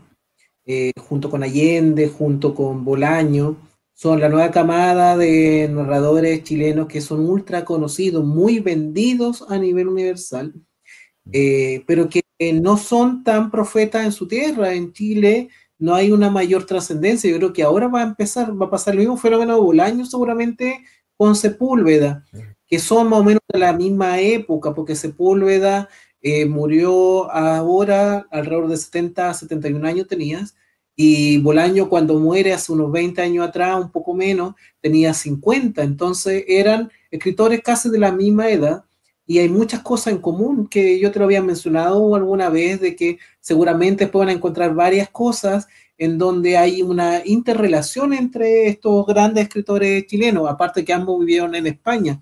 No sé por qué adoptaron a España como tierra madre, de un refugio para ellos, pero desde ahí hicieron patria y desde ahí hicieron esa concepción. Para ir cerrando y terminar con una anécdota, ya que estábamos hablando de guerrilla y tú hablaste de Polidela, ¿no? Que es un gran escritor chileno y que era gran amigo de Sepúlveda. Hubo una época en que Polidela, ¿no? A pesar de toda la armonía que puede haber en ese corazón gigantesco, se enojó y se enojó mucho con Sepúlveda. Y se enojó porque Sepúlveda decidió de una vez por todas pararle el carro con este ámbito de la nueva narrativa o nueva novela chilena, de que él consideraba de que no era buena, y él escribe literalmente, él escribe y dice que estos son, no sé si fracasado es la palabra, pero él escribe muy fuerte señalando de que no existe en el último tiempo una novela chilena que sea más o menos de calidad, que haya surgido desde Chile. Bolaño, Sepúlveda ya no estaban en Chile, la misma Isabel Allende no estaban en Chile. Entonces, eso fue como merqué en el ojo. Y decir otra cosa, fue como, ¿ya? Merqué en el ojo. Entonces, ahí ya no le invitó un whisky, ahí le invitó un convito para arreglarlo. Pero parece que la situación entre ambos se arregló. Y te dejo la palabra sin mencionarte de lo que dije al inicio, hace como una hora atrás, de que cuando veamos la vida de Sepúlveda, Sepúlveda se tituló como director teatral en la Universidad de Chile. Él le encantaba el mundo del teatro, le fascinaba, tanto así que él participó en la película Tierra del Fuego de Miguel Litín, que supuestamente es una reproducción de la novela suya, un viejo que leía novela de amor, y fue tanto su interés que él hizo una película el año 2001, 2002, no recuerdo bien, pero uno de esos 2 años hizo una película, él como director de cine. Entonces, ¿cuántos escritores chilenos pueden darse el lujo de decir, oye, soy escritor y también soy director de cine? No me diga Alberto Fuguet, por favor, no voy a hablar mal de hoy día, déjame tranquilito, ¿ya? Pero mejor te deseo a ti. Sí, mira, yo tampoco quiero hablar de Fuguet. Yo, lo que sí, él mencionó esa anécdota. Él quería trabajar con un director de teatro, de cine, su novela, y que finalmente el mismo director de cine, que no pudo porque recibió una oferta mejor y millonaria, él optó por ser el director de su propia novela, ya porque él solamente quería ser libretista con respecto a eso. Formó un grupo de personas que eran sus amigos intelectuales y finalmente pudo lograr realizar, ¿cierto? Porque creo que ese director va y le cuenta más o menos de qué iba a tratar y cómo iba a trabajar, cómo le gustaría que él trabajara su novela en particular. Y él va y le dice, bueno, ya estás dirigiendo. Entonces, al fin y al cabo, él tomó carta en el asunto y dirigió su propia película, ¿cierto? Basada en su novela.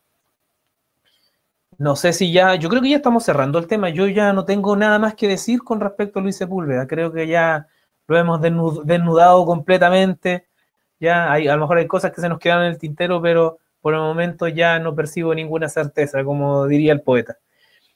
Solamente mencionar, vamos. lamentablemente muere por este COVID-19 que está afectando a todos. Junto con su esposa, Carmen, los dos se vieron afectados por el COVID-19. Sin embargo, él muere en el hospital en Oviedo después de días, varias semanas que estuvo luchando por su vida. Fue un triste despertar cuando nos enteramos de esa noticia. Uno pensaba que se podía recuperar porque todavía era joven y había muchas obras que podían aparecer de Luis Sepúlveda. Sin embargo, ahí aparece nuevamente el destino y la muerte que en los personajes está y que a veces a nosotros nos olvidamos de eso, que somos mortales, no somos inmortales, y que cuando menos lo esperamos se van estos escritores. Bolaño se fue a través de un hígado que no pudo tener un trasplante, y Sepúlveda se va a través de un virus. ¿Quién iba a pensar, conociendo Sepúlveda, que el virus iba a ser el causante de que finalmente muriera? De hecho, fue uno de los pocos famosos que han muerto por el COVID-19 hasta la fecha. Sí, no se esperaba la muerte de Sepúlveda. Yo, de hecho, pensaba que era una persona demasiado joven como para que se nos fuera todavía. Sobre todo si él estaba viviendo en Europa, que en Europa tienen un estilo de vida distinto al nuestro y obviamente él, con la celebridad que es, ¿cierto? O que fue, también tenía un cuidado distinto de su vida y de su, no sé, pues, de su naturaleza. Podríamos pasar ahora a la sección de recomiendo un libro. ¿Qué te parece, Bueno, amigo mío? vamos a esta muy buena sección, eh, que esta sí es aprobada por todo el mundo. Las recomendaciones de libros. La semana pasada recomendé a Onetti. Me encanta Onetti. Bueno, generalmente voy a recomendar desde lo que me gusta, porque esta es como la esencia de las recomendaciones o lo que me llame la atención. Yo hoy Oye, les traigo, ya que Sepúlveda. pero ¿Sí? Cifuentes, va a recomendar a alguien del lado oscuro de la fuerza otra vez o va a recomendar a un Jedi esta No, vez? Porque no, no, el no, capítulo anterior recomiendo. fuiste al lado oscuro de la fuerza con todo. Sí. No, pero que el capítulo anterior era para irse al lado oscuro de la fuerza. O sea, si protagonista como Merceau, que le encanta que lo escupan, que le encanta que le digan que es idiota, que va a morir y que le da lo mismo mientras él va rumbo a su pena de muerte, era obvio que te iba a traer a Onete, aparte que Onete es un grande dentro de la historia y lamentablemente no todo el mundo lo conoce. Todo el mundo, ¡ay, qué bueno es Benedetti! ¡Qué gran escritor uruguayo tiene! Sí, es bueno Benedetti, pero es de la luz. Vete a la oscuridad y te vas a encontrar con Onetti que le pega 1000 patadas en el ahí al señor Benedetti y, y eso, no me hagas hablar más. Hoy día voy con la luz, hoy día vamos con la luz, hoy día vamos con el maestro Yoda, hoy día vamos con el maestro Yoda del ecología, el maestro Yoda de este ámbito de la naturaleza, el ámbito de identidad a través de la vinculación del hombre con la naturaleza, entendiendo que es parte de alguien que respetaba mucho Luis Sepúlveda y que él lo manifestó a pesar de la diferencia de edad que había entre los dos, manifestó este mutuo respeto que había entre ellos. Y les traigo un texto porque tenía la duda qué texto mostrar, si mostrar los textos escolares que son muy requete contra conocidos o mostrar otro tipo de texto. Finalmente decidí mostrar otro tipo de texto porque los otros son muy conocidos. Estoy hablando de Francisco Coloane, Coloane que es un gran escritor, que no todo el mundo le seduce por la forma en que escribe o porque relata los viajes del sur del país, casi de la zona antártica. Por eso Lare anda deambulando Coloane, pero es un escritor que merece la pena leer y que en el extranjero está muy bien catalogado. Eso es lo que pasa en nuestro país. En Chile no disfrutamos y no aprovechamos a nuestros escritores. Siempre preferimos los foráneos, siempre alabamos a los de afuera, pero no vemos y no queremos y no apreciamos lo nuestro.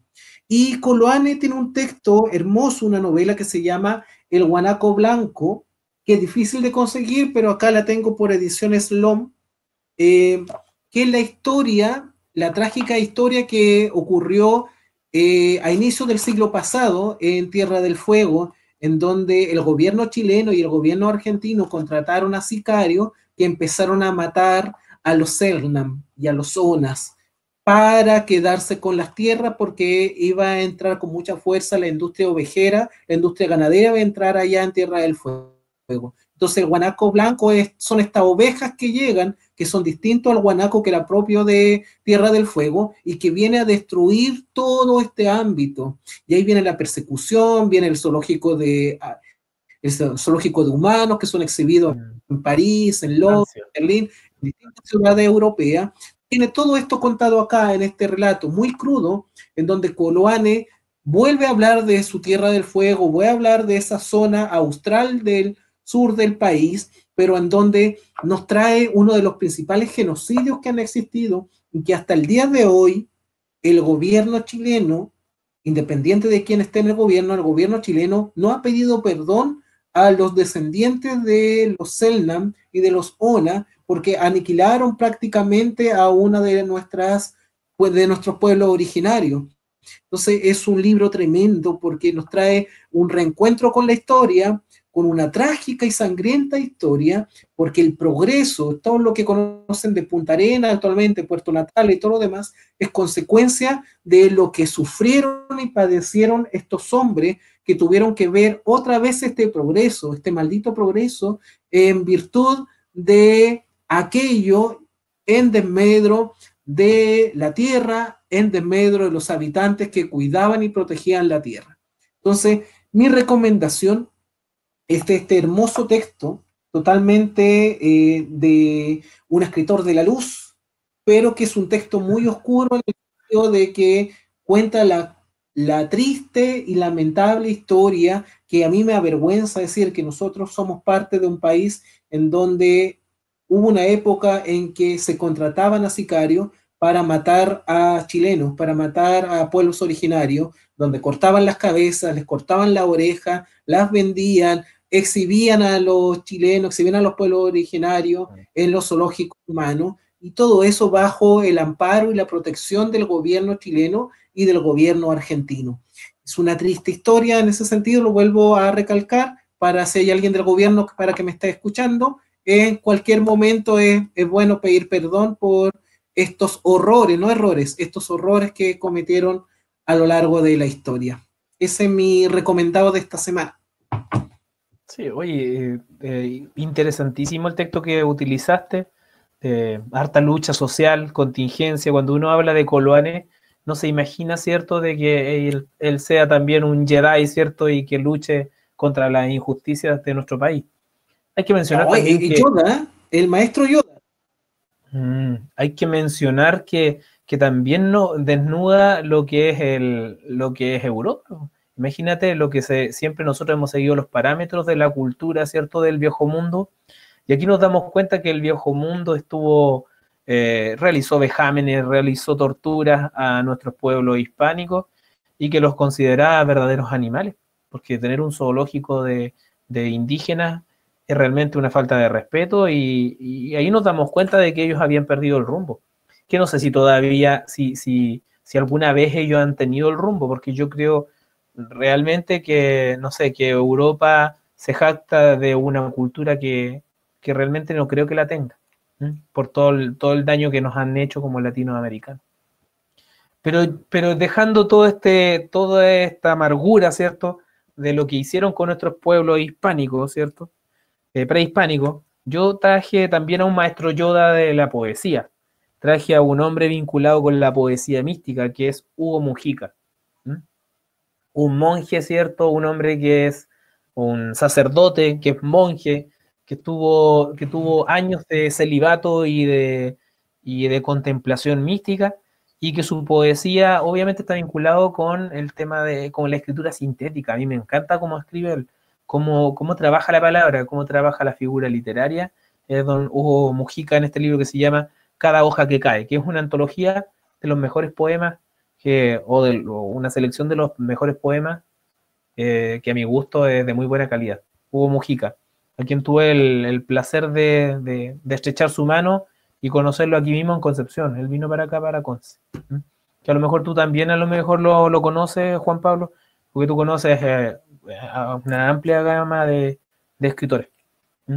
Sí, lo que te mencionabas delante de Poli Delano, a mí igual me llama mucho la atención, porque Poli Delano era una persona, igual pude conocerlo, era tan tranquilo, pacífico, y si Luis Sepúlveda lo hizo enojar es porque tiene que haber dicho las cosas con mucho odio y rencor, ¿eh? Porque quiera su amigo y que a su vez lo haya hecho enojar cuando es una persona que nosotros intentamos de poner en aprieto y él tenía toda la sabiduría del anciano sabio de tomarse el tiempo de conversar con cada uno de nosotros hasta que quedábamos conforme con lo que él decía. Y tú sabes que hay escritores que son bien divos y que no hacen eso, que simplemente se molestan y agarran sus cosas y se van. No, él tenía una postura muy humilde y muy simpática. Esa misma postura la tiene don Hugo Mujica acá en el libro que obviamente recomiendo hoy, Cada hoja que cae. Esto está presentado con ediciones LAR, Literatura Americana Reunida, una muy buena edición de esta editorial. Así que recomendable. No sé qué más decir. Hoy ya no vamos a tener anti-recomendaciones, ¿cierto? Fuimos vetados en el capítulo anterior ya por hablar mal del Lazarillo de Tormes. Con cierre de transmisiones y todo. Solamente agregar que Sepúlveda tuvo dos grandes maestros que admiraba mucho. Uno del lado oscuro de la fuerza, como era Pablo de Roca, que era como el gran canciller. Con él aprendió todo, cómo ser un Sith y todo más. Entonces es como el otro, el Coloane, más que un Yoda, Yoda porque era viejito, pero siendo más directo, sería como un Obi-Wan Kenobi, y dejamos como Anakin a Luis Sepúlveda, que tiene que decidir ahí hacia qué lado ir. Al principio está con la luz, está con todo el ámbito Francisco Coloane, siguiendo el ejemplo, la enseñanza, pero ya cuando lo sacan el choro, el canasto, ya cuando se dan cuenta de que están hablando de Malo, de Macondo y todo lo demás, él ahí aparece el lado oscuro de la fuerza totalmente, pues, y ahí nos deja títere con cabeza, ahí se transforma, ahí vemos el Anakin de la venganza de los Sith, se transforma en Darth Vader un poco, por un ratito, finalmente vuelve al ámbito de la luz. Entonces, básicamente eso queremos ver en este capítulo. Hemos querido hablar de Sepúlveda, hemos querido mencionar la importancia que tiene no solamente para la literatura chilena, sino para la literatura hispana y universal, porque sus temáticas son muy relevantes. Hablar del indigenismo, no muchos escritores hablan actualmente del indigenismo, no lo hablan, no lo mencionan, son sujetos de segunda o tercera categoría, no son tan relevantes. La gran mayoría hablan de los marginales, los perdedores de la ciudad, pero para denigrarlo o para una mirada totalmente secuestrada en torno a ello. Pero ¿qué pasa con los que deambulan afuera? ¿Qué pasa con ese sector? No están en la mayoría de los textos. No lo vemos en la literatura contemporánea, muchos textos que se han abordado, ni tampoco en una poesía ni en un teatro, vemos una gran abundancia del ámbito de los pueblos originarios, que sí lo menciona Sepúlveda. Entonces, es un escritor que deambulaba por estas aguas, en la selva, ahí escuchando a Maná y todo lo demás. Es un escritor maravilloso que lamentablemente se nos fue temprano debido a este desgraciado COVID-19 que hasta el día de hoy nos tiene aquí a todos en cuarentena. Sí. Bueno, yo creo que ahora que Borges te está haciendo algunas indicaciones ahí, yo creo que ya... De hambre ya. Claro, claro. Está el llamado a la selva. Llegó. Mira, acá llegó el otro. Acá llegó el otro, mira. Baltasar. Ahí llegó Baltasar, este tuvo de cumpleaños el otro día. ¿Es Baltasar Garzón o no? ¿O es Baltasar nomás? No. Este es Baltasar nomás. Baltasar. Si es Baltasar Garzón es el que atrapa Sid, pues, es el que encarcela a los Sid.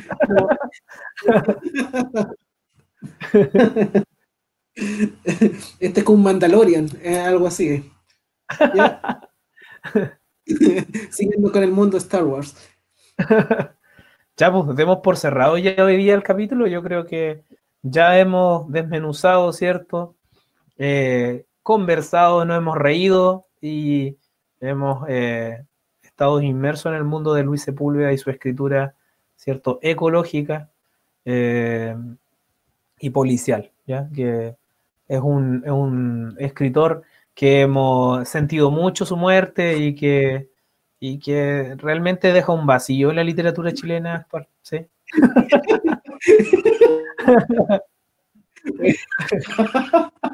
Lo lamento, voy a sacar esto a ser ecológico, a veces, perdón, ser ecológico a veces juega mala. Tiene sus resultados, no dice el ecológico. Sí, Baltasar. resulta inesperado. Bueno, quería saludar a todos que estaban presentes. Con esto terminamos ya después de esto. Nada más que decir, agradecerles su. Espero que nos sigan viendo en Montecristo TV de Pandémico. La próxima semana ya abandonamos este ámbito, la próxima semana dejamos nuestra mente volar a través de una imaginación fantástica y de ciencia ficción, porque nos vamos con Bradbury y ahí vamos a hablar mucho de contingencia, porque los temas de Bradbury son muy necesarios y son muy actuales. Así que de mi parte, Ale, un abrazo fuerte, grande, espero que esté súper bien, que tengan buena semana y que en su casa también se estén cuidando y tomen las precauciones necesarias.